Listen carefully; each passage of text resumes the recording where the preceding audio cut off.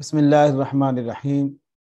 عزیز طلباء و سامعین محترم، آج ہمارا جو لیکچر ہے وہ اسلامک سٹڈیز کا لیکچر نمبر 2 کا وہی حصہ جو ہم نے حدیث جبرائیل میں پڑھا تھا اس کی اب یہاں پر ڈیٹیل ہے۔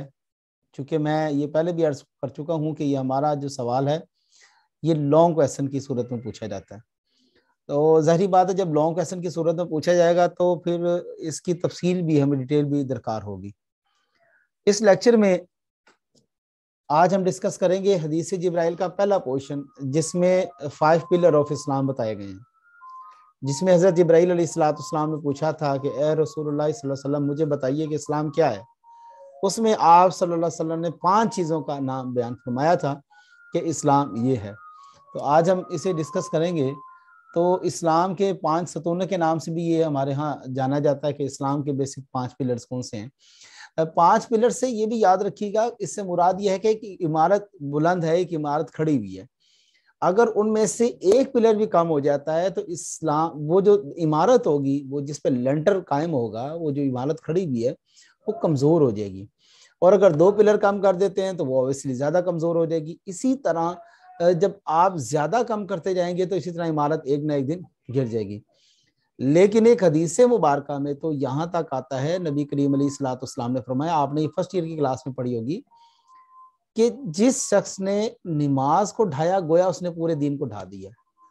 یعنی کہ حدیث میں اس ایک پلر کی بھی اہمیت اتنی ہے کہ جس نے ایک پلر کو گرا دیا اس نے پوری کی پوری عمارت کو گرا دیا۔ اس میں لیے لازم نہیں ہے کہ آپ کو 3-4 پلر گرانے کی ضرورت پڑے گی، نہیں جناب، ایک گرائیں گے تو ایک ہی وہ جو ہے وہ پوری عمارت ڈھہ جائے گی۔ اب اس کے حوالے سے میں آپ کو جو ہے وہ دوسری چیزوں کو بیان کرنے کی کوشش کرتا ہوں کہ جو اس کے زمرے میں آتی ہیں۔ اب یہ یاد رکھیے گا، جو عبادات جب آپ کہتے ہیں تو اگر پورے قرآن مجید کے میں ان کے لیے جو لفظ عبادات کہیں نہیں آیا، ایک اگر پرٹیکولر اگر آپ دیکھیں تو پورے قرآن مجید میں جو زکوٰۃ ہے، روزہ ہے، ان کے لیے لفظ عبادت کہیں نہیں آیا، بلکہ عبادت کا لفظ اسی مفہوم میں آیا ہے، یعنی کہ یہ کہ انسان ہمہ وقت، ہمہ تن، ہمہ جہت، ہر وقت اللہ تعالیٰ کی محبت سے سرشار ہو۔ اور یہ جو عبادت ہے، یہ جو نماز ہے، صلاح ہے، روزہ ہے، صوم ہے، یہ تمام چیزیں جو ہیں یہ اللہ تعالیٰ کی بندگی کا ایک بہت ہی خوبصورت طریقہ ہے، گویا انسان عملی طور پر اس کو ظاہر کرتا ہے، اور عبادات فضیضہ عبادت رب کے لیے انسان کو تیار کرتی ہے اور اس کی راہ میں رکاوٹوں کو دور کرنے میں اس کی ممدون معاون ثابت ہوتی ہے۔ الغرض یہ وہ 5 چیزیں ہیں جن کا ذکر حدیث جبرائیل میں آتا ہے، جس میں سب سے پہلے نمبر پر شہادت ہے، اور اس سے دوسرے نمبر پر صلاح ہے، پھر زکوٰۃ ہے، پھر صوم، حج ہے۔ ہم ان سب کو یکے بعد دیگرے ایک ایک کر کے انشاءاللہ تعالیٰ اس ریکارڈنگ میں دیکھیں۔ تو سب سے پہلے شہادت ہے، ہم اس کو دیکھتے ہیں۔ روایت ہے کہ نبی کریم علیہ الصلوۃ والسلام سے وہ کہتے ہیں کہ عمر بن خطاب، عبداللہ بن عمر بن خطاب، قال سمعت رسول اللہ صلی اللہ علیہ وسلم، رسول اللہ صلی اللہ علیہ وسلم سنا، آپ نے فرمایا کہ دین کی بنیاد 5 چیزوں پر ہے، کہ تو شہادت دے کہ اللہ کے علاوہ کوئی معبود نہیں ہے، کوئی عبادت کے لائق نہیں، اور محمد صلی اللہ علیہ وسلم اللہ کے رسول ہیں، اور اس کے بعد تو صلاح قائم کر، زکوٰۃ دے، اور بیت اللہ کا حج کر، اور اس کے بعد رمضان شریف کے روزے رکھ۔ اس کو امام مسلم اور بخاری دونوں نے نقل کیے۔ یہ نیچے میں نے اس کا ترجمہ بھی لکھ دیا۔ دین اسلام کی تکمیل ان 5 ارکان سے ہوتی ہے جو مذکورہ حدیث میں بیان کر دیے گئے ہیں۔ اگر ان میں سے کوئی ایک رکن بھی نہ ہو تو دین کی عمارت نامکمل ہے۔ گویا یہ ایسے ہے کہ 5 آپ کے پاس ستون ہے، اس کے اوپر ایک عمارت قائم ہے، اور اگر 5 میں سے ایک بھی گر جاتی ہے، ایک بھی ستون گرتا ہے تو وہ دوسری باقی تمام کی تمام عمارت کو نقصان پہنچا سکتا ہے، وہ عمارت ختم ہو سکتی ہے۔ اس میں جو سب سے پہلے ہے توحید کا اقرار کرنا۔ یاد رکھیے گا، میں اکثر طلباء سے یہ بیان کرتا ہوں کہ جو توحید ہے یہ سب سے سینسٹیو ایشو ہے، یعنی کہ اگر آپ یہ سمجھ لیں کہ مجھے خود سمجھتے سمجھتے آج تک ہر دفعہ ہر دور میں ایک نئی بات پتہ چلتی ہے کہ توحید اتنی سینسیٹیو ہے، تو میں حیران ہوتا ہوں کہ در حقیقت اسی لیے قرآن پاک میں 2-3 مقامات میں، پہلے 15 سپاروں میں تو दो मकामात पर अल्लाह तबारक ताला ने बिल्कुल वाज़ेह फरमाया है कि हर गुनाह माफ कर दिया जाएगा माँ सिवाय शिर्क के। और अगर आप हजरत लुकमान अलैहिस्सलाम की वो अपने बेटे को नसीहतें पढ़ते हैं, उसमें उन्होंने भी एक नसीहत की हुई है, या बुनय्या ला तुश्रिक बिल्लाह इन्न शिर्क लज़ुल्मुन अज़ीम, कि ये शिर्क ना करना, शिर्क तो है ही सबसे बड़ा जुल्म। अब यहां पर जो कलमा शहादत बयान किया गया, इसके दो पोर्शन हैं। पहला पोर्शन क्या है कि जिसमें अब इसके भी आप दो हेडिंग बना सकते हैं, इसको भी आप उसी तरह बयान कर सकते हैं।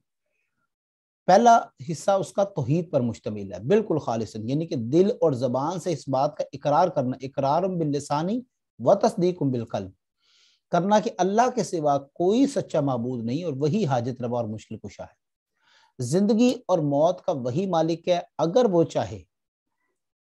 वो चाहे कि मुझे कोई नुकसान ना हो तो दुनिया की पूरी ताकतें मिलकर मुझे नुकसान नहीं पहुंचा सकती, इस कदर पुख्ता यकीन हो।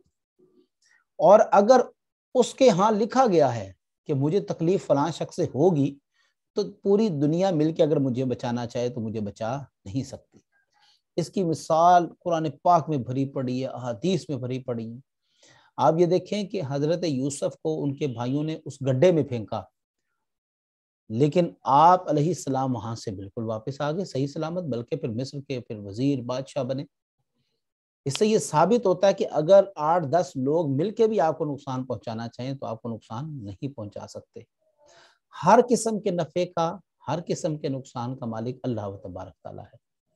और कोई भी नबी हो, वली हो, फरिश्ता हो या बुजुर्ग हो, अल्लाह की ज़ात और सिफात, उसके हकूक, उसके कुदरतें, इन चीज़ों में ना तो उसका कोई शरीक है ना ही उसका कोई हमसर है। सरकार दो आलम सल्लल्लाहु अलैहि वसल्लम हमारे नबी हज़रत मोहम्मद मुस्तफ़ा सल्लल्लाहु अलैहि वसल्लम की बड़ी शान है, लेकिन हम कभी भी आपको अल्लाह तबारक ताला के साथ शरीक नहीं ठहरा सकते, आपका हमसर नहीं ठहरा सकते। मोहब्बत में आकर लोग अशार बड़े पढ़ते हैं, लेकिन अगर उन शेरों से कहीं भी शिर्क की बू आएगी तो हम उसको हमेशा के लिए ख़त्म कर देंगे। उसका शिर्क उसको समझाएंगे कि इस शिर्क को ख़त्म करो, इस शेर को बिल्कुल ख़त्म कर दो, क्योंकि इससे शिर्क की बू आ रही है। अल्लाह व तबारक ताला की ज़ात अपनी सिफ़ात और ज़ात के हवाले से बिल्कुल यकता है, उसकी कोई मिसल भी नहीं है, उसका कोई अक्स भी नहीं है, उसका कोई सानी भी नहीं है, उसका कोई शरीक और हमसर भी नहीं है। ये हमारा जो कलमा शहादत है, ये उसका पहला पोर्शन है। अब उसके बाद जो कलमा शहादत हम पढ़ते हैं उसका एक दूसरा हिस्सा भी है, दूसरा पोर्शन भी है, और वो रिसालत पर मबनी है। गोया इसका मफहूम यह है कि अल्लाह ताला ने इंसानियत की रहनुमाई के लिए हर ज़माने में अंबिया रसूल को भेजा, उनको मबूस फरमाया, और ये सिलसिला जनाब आदम अलैहिस्सलाम से शुरू होकर हज़रत मोहम्मद मुस्तफ़ा सल्लल्लाहु अलैहि वसल्लम की आखिरी कड़ी पर आकर ख़त्म होता है। आप क़यामत तक के लिए, ये सुन लें, आप क़यामत तक के लिए आखिरी अल्लाह के रसूल पैगंबर हैं, नबी हैं। आपके बाद अब कोई भी नबी, कोई भी रसूल, कोई भी को दावा भी करता है तो वो झूठा है। आपके बाद अब कोई नहीं आ सकता। बहैसियत अल्लाह के नुमाइंदा होने के आप अल्लाह के आखिरी नुमाइंदा थे, और आपके बाद अब क़यामत तक कोई नबी रसूल नहीं आएगा। और अगर कोई नबूवत या साला का दावत कर भी देता है, मुसलमान कज़ाब ने भी किया और भी बड़े लोगों ने किया, 10, 15, 20 लोग, ये तो आए दिन हर दूसरा बंदा उठ के दावा कर देता है। तो हम उसको दज्जाल कह सकते हैं, झूठा कह सकते हैं, कज़ाब कह सकते हैं, फासिक फाजिर कह सकते हैं। उसका इस्लाम से कोई ताल्लुक नहीं है, क्योंकि उसने ख़त्म नबूवत जैसी एक हसास मसले पर उसने लबकुशाई कर दी है, और उसने वो दावा कर दिया है कि जिसकी आप ने खुद ताकीक फरमा दी कि आज के बाद ये नहीं होगा, उसने वो दावा कर दिया है। लिहाजा आप की तालीमात के खिलाफ उठ खड़ा हुआ है, लिहाजा वो दीन का बागी करार दिया जाएगा और मुर्तद करार दिया जाएगा। उसके बाद आता है अकामत सलाह। गोया जब इंसान कलमा पढ़ लेता है तो एक मुसलमान के ऊपर नमाज, सलाह जो है अरबी ज़बान का लफ्ज़, वो फ़र्ज कर दी जाती है। मैंने सलाह के ऊपर बहुत ज़्यादा लेक्चर्स दिए में और इसी चैनल पर मौजूद भी हैं। वो क़यामत वाले दिन सूरतुल मुदस्सिर में जन्नती और जहन्नमी आपस में गुफ्तगू कर रहे होंगे, اس میں جو جنتی ہوگا وہ جہنمی سے پوچھے گا آخر کار ایسی کیا وجہ ہوئی کہ تم لوگ اس جہنم میں آ کے بیٹھ گئے، کیا ایسا گناہ تم نے کر دیا تھا؟ تو آپ ذرا سنیں حضرت، ہم نماز کو بہت ہلکے میں لے لیتے ہیں۔ اس نے کہا کہ قالوا لم نکو من المصلین، ہم نماز نہ پڑھنے والوں میں سے تھے۔ گویا اب یہ چیز تو بالکل واضح ہوگی نا، اگر کوئی شخص یہ کہتا ہے کہ جناب آپ نمازیں نہ پڑھے، خیر ہے آپ حقوق العباد ادا کریں، یہ کریں وہ کریں، تو یہ قرآن مجید کا فیصلہ سن لیں۔ اس نے یہ کہا ہی نہیں کہ میں تو نماز نہیں پڑھتا تھا لیکن حقوق العباد ادا کرتا تھا، ٹھیک ہے۔ جہنم میں جانے کی اس کی وجہ یہی ہے کہ وہ صلاح قائم نہیں کرتا تھا، اور خود نبی اکرم علیہ الصلوۃ والسلام نے فرمایا کفر اور شرک کے، کفر اور مسلمانیت کے درمیان، گویا اسلام اور کفر کے درمیان مابین اگر کوئی فاصلہ کھڑا کرتا ہے، فاصلہ ہے، حد فاصل ہے، تو وہ صلاح کو ہی قرار دیا گیا ہے۔ میں اس کا ایک چھوٹا سا واقعہ آپ کو سناتا ہوں۔ میں اور میرا ایک کرسچن دوست تھا، ہمارا کولیگ تھا وہ، ایک دن ہم ایک چوراہے پر کھڑے ہوئے، ہم جاب سے واپس آ رہے تھے، تو آتے ہوئے اس نے مجھے کہا کہ میں فلاں جگہ جانا چاہ رہا ہوں، تو میں اب یہاں سے رخصت ہوتا ہوں، تو آپ یہاں سے گھر چلے جائیں۔ وہیں پر ظہر کی، غالباً ظہر یا عصر کی نماز کا وقت ہو گیا اور اذان ہوئی، تو میں نے اس سے کہا یار یوں کریں پھر آپ چلے جائیں، میں یہاں پہ نماز پڑھ لوں، نماز پڑھ کے پھر میں چلا جاؤں گا، کوئی مسئلہ نہیں، آپ چلے جائیں۔ تو وہ چلا گیا۔ اچھا، اس دن مجھے اس حدیث کا معاملہ بالکل واضح ہو گیا کہ میں مسلمان تھا اور وہ کرسچن تھا، گویا وہ اسلام کو نہیں مانتا، اسلامی تعلیمات کو نہیں مانتا، لیکن فرق دیکھیں کیسے واضح ہوا۔ اگر میں بھی نہ جاتا تو گویا میرے اس میں فرق کیا رہ گیا تھا۔ یہ بات اتنی حساس ہے ہمارے ہاں، اس کو بالکل نظر انداز کر دیا جاتا ہے۔ جو شخص ویڈیو دیکھ رہا ہوتا ہے نماز کے بارے میں، بس وہ دل میں ارادہ کرتا ہے یار انشاءاللہ پڑھوں گا۔ سر ایسے نہیں ہوگا، آپ کو اٹھنا پڑے گا، آپ خود اٹھیں گے، آپ کو کوئی نہیں اٹھائے گا، آپ کو کوئی موٹیویشن کی ضرورت نہیں ہے۔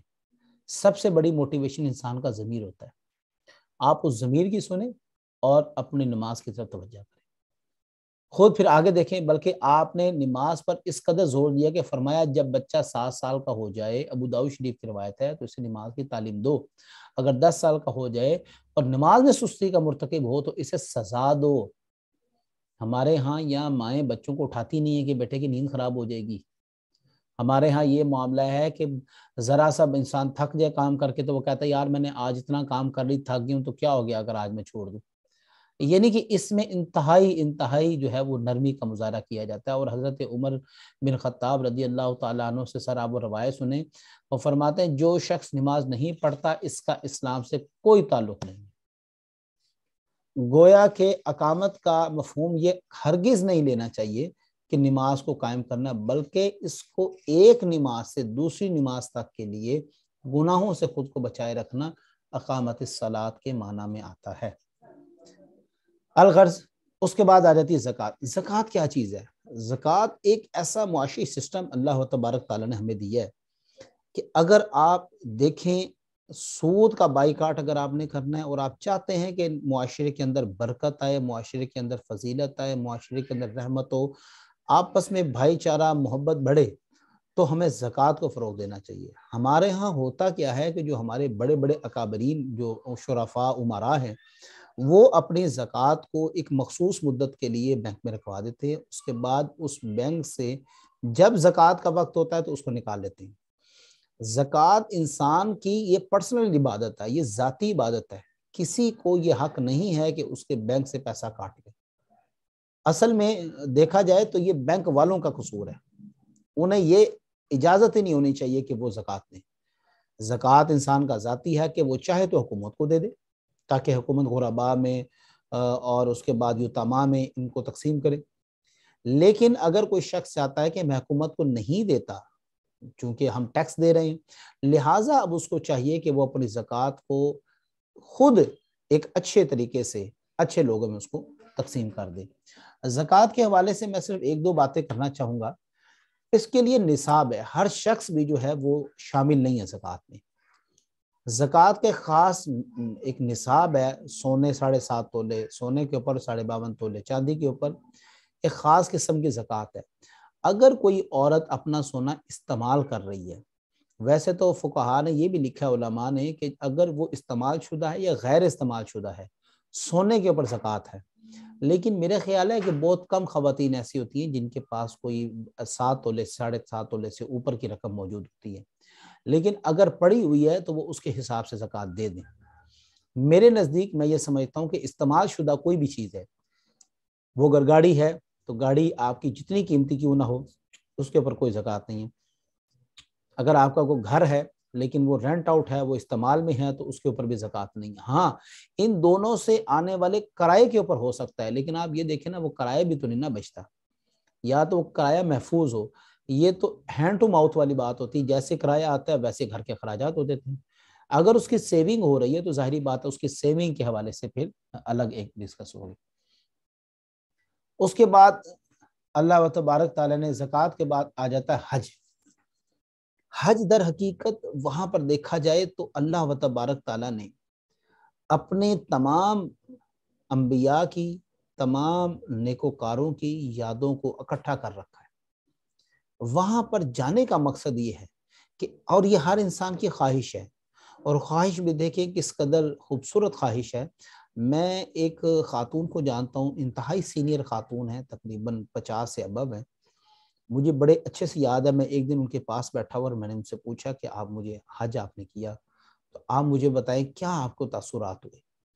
تو وہ فرماتی ہیں کہ مجھے بس اتنا یاد ہے کہ میں جب بیت اللہ شریف کے وہ صحن میں داخل ہوئی اور میری پہلی نظر کعبے پر پڑی تو میں اس سے پہلے بہت کچھ سوچ کے گئی تھی کہ میں یہ دعا مانگوں گی، یہ دعا مانگوں گی، لیکن ایسا ہوا نہیں۔ بلکہ ہوا کیا کہ جیسے ہی میں نے بیت اللہ شریف کو دیکھا تو میں جیسے سکتے میں آ گئی، میرے ہاتھ پاؤں جو ہیں وہ بالکل ٹھنڈے ہو گئے اور میں بیٹھ گئی، اور مجھے یاد نہیں ہے پھر وہ جو کیفیت تھی مجھ پر وہ کتنی دیر طاری رہی۔ تو سامعین محترم، یہ حقیقت ہے کہ بیت اللہ کا حج کرنا یہ بڑی سعادت کی بات ہے، اور خود دیکھیں نبی کریم علیہ الصلوۃ والسلام نے فرمایا حج مبرور کی جزا سوائے جنت کے کچھ نہیں۔ متفق علیہ، بخاری مسلم نے اس کو نقل کیا ہے۔ اور ایک دوسری حدیث میں آپ صلی اللہ علیہ وسلم نے فرمایا حج کرنے کے بعد انسان اس طرح گناہوں سے پاک ہو جاتا ہے کہ گویا وہ آج ہی پیدا ہوا ہے۔ یہ بھی بخاری مسلم میں نقل ہے۔ اور حضرت علی کا ارشاد ہے کہ جو شخص قدرت و طاقت کے باوجود حج نہیں کرتا وہ خواہ یہودی ہو کر مرے یا عیسائی ہو کر مرے، اس سے اسلام کو کوئی کنسرن نہیں ہے، یعنی اسلام پر اس کا خاتمہ کا امکان ہی نہیں ہے۔ اب یہ دیکھیں کہ ایک انسان کے پاس پیسہ ہے، اچھا یہ پہلے میں اوپر والی بات کلیئر کر دوں ذرا، یہ پھر رہ جائے گی کہ حج کرنے کے بعد انسان گناہوں سے، یہ ہمارے ہاں ایک ٹرینڈ ہے، ہمارے ہاں لوگ سمجھتے ہیں کہ ہم نے حج کر لی ہے، اب اس سے مراد یہ ہے کہ اب ہم جو مرضی کرتے رہے ہم بالکل گناہوں سے پاک ہو گئے۔ ایسا نہیں حضرت، اس میں مراد یہ ہے کہ جو شخص حج کر لیتا ہے وہ صرف گناہ معاف ہوتے ہیں جو اللہ اور بندے سے متعلق ہوتے ہیں، لیکن جو انسان کا انسان کے ساتھ، اللہ کی مخلوق کے ساتھ تعلق ہے، اس کے ساتھ اس کا معاملہ ہے وہ معاف نہیں کیا جائے گا until unless کہ کیا ہوگا، وہ جب تک اس سے معافی نہیں مانگ لے گا۔ اور ہمارے پاکستان میں خاص طور پر بر صغیر میں جو ٹرینڈ ہے وہ یہ حج سے پہلے جاتے ہوئے ہر اس شخص کو ملیں گے جس سے وہ نہیں بھی ملنا چاہتے تھے، معافی مانگیں گے، یہ کریں گے، وہ کریں گے، واپس آ کے کوئی پتہ نہیں۔ پھر وہ بیچارے لوگ جا رہے ہوتے ہیں کہ جناب وہ آئے ہی نہیں، ساڑھے آئے ہی نہیں، وہ خود جا رہے ہوتے ہیں، پھر جا کے کھجورے میں پانی لے کے آ رہے ہوتے ہیں۔ تو یہ ہمارے ہاں تو خیر ٹرینڈ ہی حج کا اور ہے نا، ہمارے ہاں تو اس کا مطلب اور مقصد ہی حج کا تبدیل کر دیا گیا۔ یہ مطلب اور مقصد ہرگز نہیں تھا۔ حج سے مراد تو یہ ہے کہ انسان اپنے ایمان کے اعلیٰ منصب پر فائز ہے، اور اب وہ جاتا ہے اپنے وہاں پر گناہوں کی بخشش کرواتا ہے جو اس سے چھوٹ گئے تھے، اس کی عبادات یا ریاضات جو بھی تھی۔ لیکن یہاں پر ہمارے دیکھیں صبح سے لے کے شام تک ہم لوگوں کو تکلیف پہنچانے میں، کاٹنے کو دوڑتے ہیں، اور شام کو یہ سوچتے ہیں کہ اب جائیں گے اور ہم حج کر کے آ جائیں گے، ہمارے تمام معاملات درست ہو جائیں گے۔ ایسا نہیں۔ اب جس شخص کے پاس پیسہ ہے، اس میں دو باتیں حضرت علی کا جو ارشاد ہے، اور حضرت عمر کا بھی پڑھ لیتے ہیں، فرماتے ہیں کہ میرا ارادہ ہے کہ میں اپنے کارندوں کو ملک کے اطراف میں بھیج کر ان لوگوں کا پتہ چلاؤں جو استطاعت کے باوجود حج نہیں کرتے، تاکہ ان پر جزیہ مقرر کر دوں، ٹیکس لگا دوں، اور ایسے لوگ مسلمان نہیں، یہ لوگ مسلمان نہیں۔ اب آپ دیکھیں ایک شخص کے پاس تو پیسہ ہے لیکن وہ حج نہیں کر رہا، اور اس کی اتنی سزا ہے، لیکن اب جو بلا ضرورت حج کر رہا ہے، ضرورت نہیں ہے، حج کر لی ہے، ایک دفعہ فرض تھا بس ٹھیک ہے، اب چاہیے تو اس کو اپنی رقم اپنے محلے کے اپنے گرد و نواح میں دیکھے، کوئی غریب بچی ہے، کوئی غریب بچہ ہے، کسی کا اسٹڈی کا ایشو ہے، کسی کی شادی کا ایشو ہے اور مسائل ہیں، ادھر نہیں خرچ کریں گے، ہر دوسرے تیسرے مہینے جا کے وہ عمرہ حج کر کے آ جائیں گے، عمرہ حج کر کے آ جائیں گے، یہ بھی اسراف میں آ جاتا ہے، اس پر بھی ہمیں تھوڑی توجہ کرنی چاہیے۔ اس کے بعد آخری ہمارے پاس ہے جی رمضان، صوم و صلات، صوم آ جاتا ہے، صوم و رمضان کہ رمضان کے روزے، اس میں اتنا تقوی ہے، لیکن اس کی بھی بدقسمتی سے ہمارے ہاں پریکٹس یہ ہوتی ہے کہ لوگ روزہ رکھتے نہیں، کہتے نہیں میرا تو جسم کانپتا ہے، تو بھائی میرے روٹی کھا لو نا، آپ نے جب کھانا نہیں کھانا، ڈائٹنگ کرنی تو پھر جسم ہی کانپنے آپ لوگوں کے کیا ہونے۔ الغرض ہر عاقل بالغ اور مسلمان مرد عورت پر اللہ تعالیٰ نے دین اسلام میں روزے فرض کر دیے۔ خود قرآن پاک میں ارشاد ہے کتب علیکم الصیام کما کتب علی الذین من قبلکم، تم پر ویسے روزے لکھ دیے گئے جیسے تم پر پہلوں پر لکھے ہوئے تھے۔ وہ یا کرسچن ہیں وہ بھی روزے رکھتے ہیں، یہود ہیں وہ بھی روزے رکھتے ہیں، جو بھی ہیں وہ روزے رکھتے ہیں، اسی طرح تمہارے لیے بھی کر دیے گئے، لیکن اس میں تھوڑی سی ذرا تخفیف کر دی گئی ہے کہ تھوڑا مسافر ہو، مریض ہو تو وہ اس کو چھوڑ سکتا ہے، لیکن طاقتور انسان سے مراد یہ ہے ہر عاقل بالغ شخص کو معاف نہیں ہے، وہ روزہ رکھے گا۔ اگر کوئی سفر ہے، ویسے تو آج کے سفر کے حوالے سے روزے کی ہم تو بحث ہی نہیں کرنی چاہیے، کیونکہ آپ تو سفر دیکھیں، کراچی بھی جانا ہو، کہیں بھی جانا ہو، ٹرین ہے آپ کے پاس، ایروپلین ہے، آپ گھنٹوں میں ایک ملک سے دوسرے ملک، جس طرح پاکستان سے دبئی 2.5 سے 3 گھنٹے کی فلائٹ ہے، اور بندہ اتنا طویل سفر جو ہے یوں گھنٹوں میں کر لیتا ہے۔ یہ اس وقت کی بات ہے جب لوگ گھوڑوں پر، اونٹوں پر، گدوں پر اتنا طویل سفر کرتے تھے، اور دھوپ ہوتی تھی، نہ کوئی چھاؤں ہوتی تھی، ریگستان ہوتا تھا، تو یہ اس طرح کے معاملات ہیں، لہٰذا ان کا اس سے کوئی تعلق نہیں ہے۔ حضرت صلی اللہ علیہ وسلم نے فرمایا جو شخص ایمان کی حالت میں اللہ تعالیٰ سے اجر و ثواب کی خاطر روزہ رکھے، اس کے سابقہ زندگی کے تمام گناہ معاف ہو جاتے ہیں۔